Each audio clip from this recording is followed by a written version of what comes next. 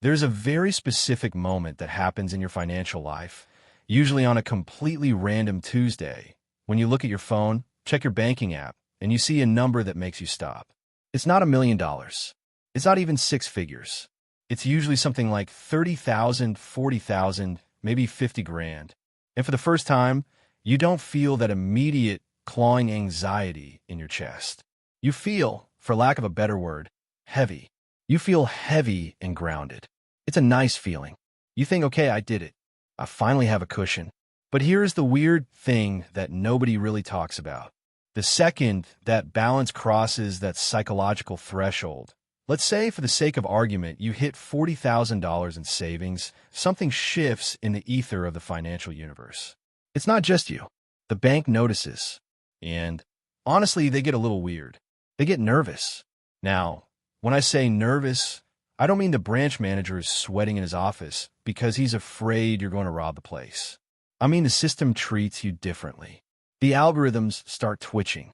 The marketing offers change. My name is Mac, and I spend way too much time thinking about money, financial psychology, and why some people seem to effortlessly build wealth while others stay stuck in the same financial patterns for decades. And I've been obsessed with this concept lately, why the entity that is supposed to be guarding your money actually gets a little uncomfortable when you finally start having enough of it. It sounds counterintuitive, right? We're taught that banks want your money. They love deposits. But today, I want to take you down a rabbit hole. I want to show you why that $40,000 mark is a tipping point, not just for you, but for them. Because once you understand why they get nervous, you'll understand why keeping that money sitting there in a standard savings account might actually be the biggest risk you're taking right now. We're going to talk about the invisible war being fought for your liquidity, the strange ways banks try to tame customers with too much cash, and how you can stop being a perfect customer and start being a wealthy one. Trust me, this is going to change how you look at that balance forever. So let's get into it. Why does the bank care if you have 40 grand? Here is the first thing you have to understand. A bank is not a vault. A bank is not a safe deposit box where your money just sits there waiting for you to come pick it up. That is what you think it is. But to the bank, your money is inventory. It is raw material. Think of the bank like a factory. And what does a factory need? It needs raw materials to build products. In this case, the raw material is your cash, and the products they build are loans, mortgages, car loans, credit lines. When you walk in with $50, you're giving them a little bit of sand. They don't really care. They have plenty of sand. But when you show up with $40,000, you just dumped a massive truckload of high-grade raw material on their front lawn. You would think they'd be happy, right? Great. More sand. We can make more bricks. But here is the catch. They have to pay you for that sand. It's called interest. Even if it's a pathetic 0.01%, it still costs them something. But more importantly, they have to manage the logistics of that money. Money that sits in a savings account, untouched, is what they call sleepy money. It's high-quality liquidity, which means they can count on it being there. But it's expensive if they have too much of it without a corresponding demand for loans. See, banks operate on spread. They pay you 0.5% if you're lucky, and they lend it out as a mortgage at 7%. That's their profit margin. But when you have $40,000 just sitting there and you're not touching it, you're actually a bit of a nag. You're not generating them any fees. You're not swiping a debit card. You're not paying interest on a credit card. You're just there, taking up space in their ledger. I remember talking to a friend of mine who used to be a branch manager for a big national bank. We were having a beer, and I asked him, "Who is your least favorite customer?" I expected him to say the guy who overdraws his account every Tuesday or the lady who yells at the tellers. He laughed and said, "No, those guys make us money in fees. My least favorite customer is the guy with 50 grand in a checking account who never logs in." He told me that those customers make the bank nervous because they represent a flight risk. If you're smart enough to save $40,000, you're smart enough to realize that 0.01% interest is a joke. And the bank knows this. They know that the moment you wake up and realize you could be earning 4% or 5% elsewhere, in a high-yield savings account or a brokerage, that $40,000 is going to walk out the door. And when it walks out the door, their reserve requirements drop and their ability to lend drops. You hold the power, and they hate feeling like the power is in your hands. They want you to be a consumer. They want you to spend that money. They want you to move it into an investment account they manage, so they can charge you management fees. If you just let it sit there, you're an anomaly. You're a wild card. And banks don't like wild cards. This is the part that drives people absolutely crazy, and it's going to sound backwards, but stick with me. Sometimes having a lot of cash saved up can actually hurt your ability to get more credit, or at least it makes the underwriting computers squint at your profile in confusion. There's a concept in the banking world called behavioral scoring. Most people think their credit score is just about did I pay my bills on time? But banks also look at how you use your money. They build a profile of you. Imagine you have $40,000 saved. You're responsible. You don't carry credit card debt because you pay it off instantly. You don't take out personal loans because you have cash. You are, by all normal metrics, a perfect human being. But to a bank's profit algorithm, you're what's known as a transactor, or even worse, a deadbeat. Yes, that is industry slang for someone who pays their bill in full every month and avoids interest. When you have $40,000 in liquid cash, you signal to the bank that you don't need them. And in the twisted logic of credit risk, sometimes people who don't need credit are seen as harder to pin down. Let me give you an example. Let's say you apply for a fancy rewards credit card. You have the 40 grand, you have a great job. They look at your history and they see stability. But they also see that you haven't been paying them interest for years. They see that you have the liquidity to pay off anything, which is good. But it also means you're not a captive audience. I had a viewer email me a while back. Let's call him Mark. Mark had saved up about $45,000 for a house down payment. He was renting, waiting for the right moment. He decided to apply for a simple credit card to get some airline miles for his upcoming vacation. He got denied. He was furious. He said, "Mac, I have $45,000 in the bank. Why did they deny me?" We dug into it. The reason was essentially that his credit profile was too thin regarding profitable activity. He hadn't been carrying a small balance, which I don't recommend doing, by the way. He hadn't been taking out installment loans. The bank's computer looked at him and said, "This guy takes our money, keeps it in a low-interest account, pays his bills off immediately, and tries to extract miles from us? Deny." It's absurd, but it happens. The bank gets nervous because you aren't playing the game the way the average American does. The average American carries a balance. The average American lives paycheck to paycheck. The average American is profitable. You, with your $40,000, are acting like a financial sovereign. And that makes them nervous because they can't predict your next move. Are you going to buy a house? Are you going to move everything to a credit union? Are you going to buy Bitcoin? You're a wild card. Let's zoom out for a second. We've talked about the bank's internal nervousness, but let's talk about the real reason you should be nervous about having $40,000 in a standard bank. It's the silent killer that the bank is definitely counting on. Inflation. I was at the grocery store yesterday. I swear, just to grab a gallon of milk and some eggs, and I walked out spending $30. I stood there in the parking lot for a second, just staring at the receipt like it was written in hieroglyphics. I remember when $30 meant 2 weeks of groceries, you know? It feels like money is turning into air right in front of our eyes. Here is the reality. If you have $40,000 in a savings account earning you, let's be generous, 0.5% interest, you are earning $200 a year. $200. But if inflation is running at even a conservative 4%, that $40,000 is losing $1,600 in purchasing power every single year. Do the math. You are effectively paying the bank $1,400 a year to hold your money. You are literally paying them a fee to guard a pile of cash that is shrinking. Now, why does this make the bank nervous? It doesn't actually. They love this. This is their business model. They are borrowing money from you at a negative real rate. They are the ones winning. But you should be nervous. And here's the thing. Deep down, the bank knows that math is math. They know that eventually, you're going to look at the price of eggs, look at your bank statement, and realize you are being slowly drowned. They are nervous about the conversation that is going to happen when you finally wake up. I see this all the time in the comments. People are proud of their savings, and they should be. Saving $40,000 is a massive achievement. It takes discipline. It takes sacrifice. But if you leave it there, you are sabotaging yourself. The bank is hoping you stay asleep. They're hoping you feel that false sense of security, those FDIC signs in the window, the nice carpet, the lollipops at the teller window. It's all designed to make you feel like your money is safe. And it is safe from theft. But it's not safe from time. Time is eating it.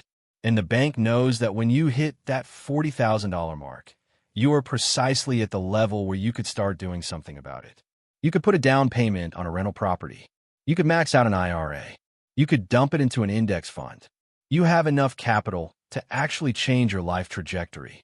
And that makes the bank nervous because if you do that, you leave their ecosystem. You graduate. You stop being a saver and you become an investor. And investors don't park money in 0.01% accounts. Okay, let's pivot to something a little more spy movie-esque. This is the stuff people get paranoid about. And I want to clear it up.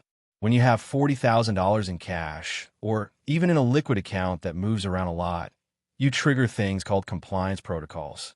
After September 11th, and with the rise of anti-money laundering laws, banks are legally required to be the watchdogs of the economy. There's this rule called the Bank Secrecy Act, and there's this magic number, $10,000. If you deposit or withdraw $10,000 in cash, the bank has to file a form called a CTR, a currency transaction report. It doesn't mean you did anything wrong. It just means the government wants to know. But here's the funny thing about $40,000.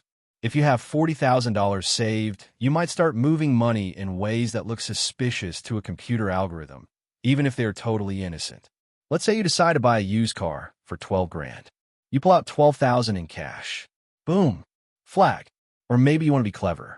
You withdraw $9,000 one day and $2,000 the next, thinking you'll fly under the radar.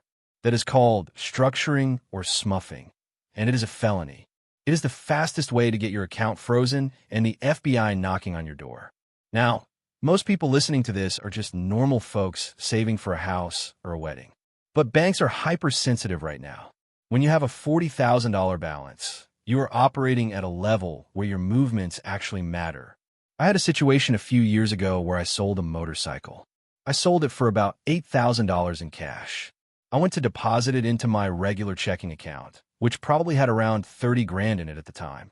The teller looked at the cash, looked at me, looked at the screen, and got this super serious face. She asked me, "Where did this money come from?" I was taken aback. I was like, I sold a bike? It's in my driveway." She had to type it all in. I had to explain it. It wasn't a big deal, but it was uncomfortable. I felt like a criminal.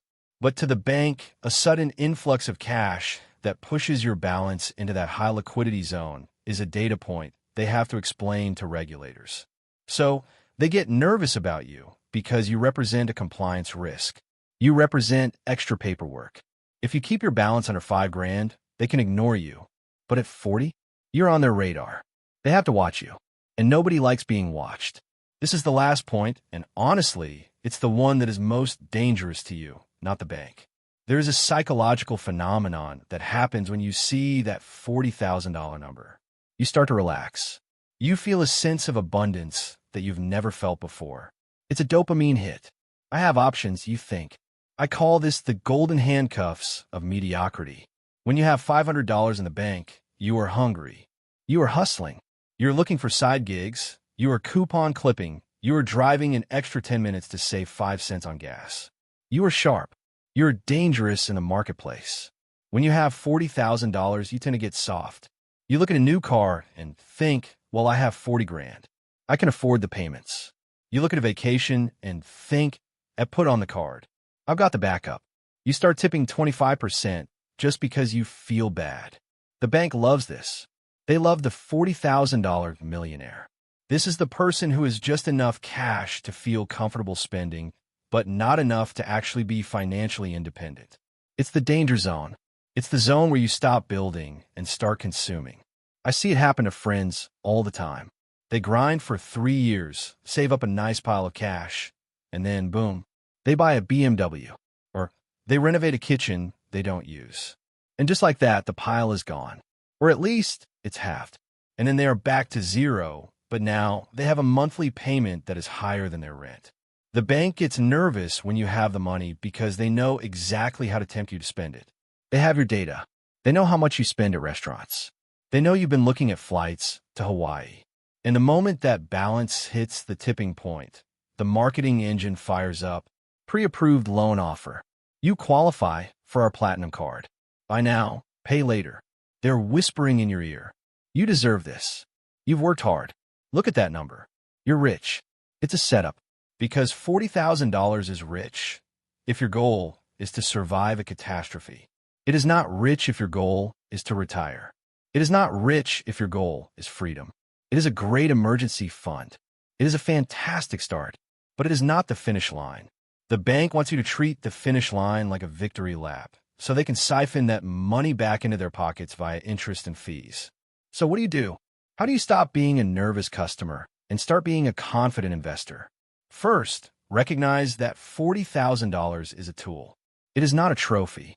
If it's sitting in a standard savings account earning nothing, it is a rusty tool. It's depreciating. You need to clean it and put it to work. You need to have an honest conversation with yourself about what that money is for. If it is your emergency fund, say 6 months of expenses, then keep it safe. Put it in a high-yield savings account.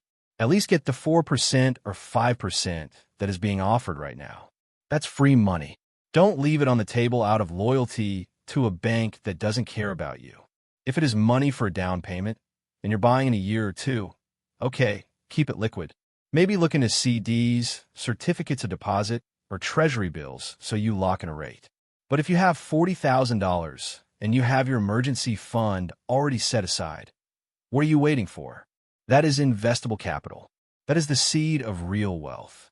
The banks are nervous because they know that once you move that money into the stock market, into real estate, into a business, you're gone.